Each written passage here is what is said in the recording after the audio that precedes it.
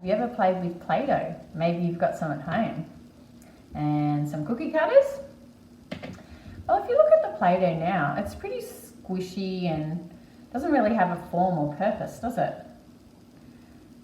But if you look at your cookie cutters, they're in the image of something, right? So we've got a dolphin, a giraffe, or a duck.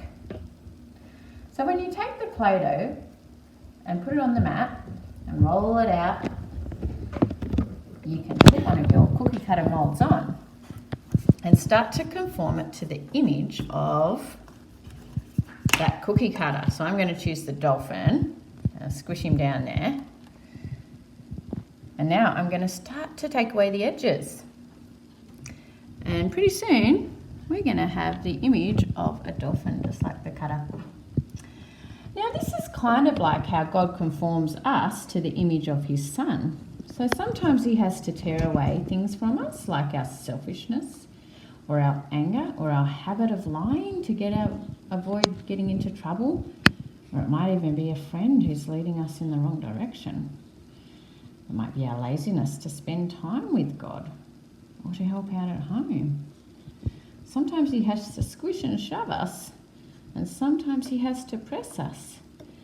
But we know that it will all work out for the good, and eventually we will look more and more like the image of his Son, Jesus, which is a marvellous thing. So, now you can see that our Play-Doh is no longer formless and without a purpose.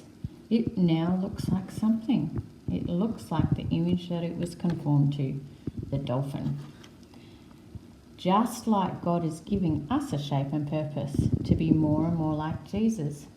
So even in the hard things of life, remember that God has a purpose for us, and his purpose is to make us more and more like his Son Jesus every day, ready for the day when we finally get to be with him in heaven in his kingdom alongside Jesus.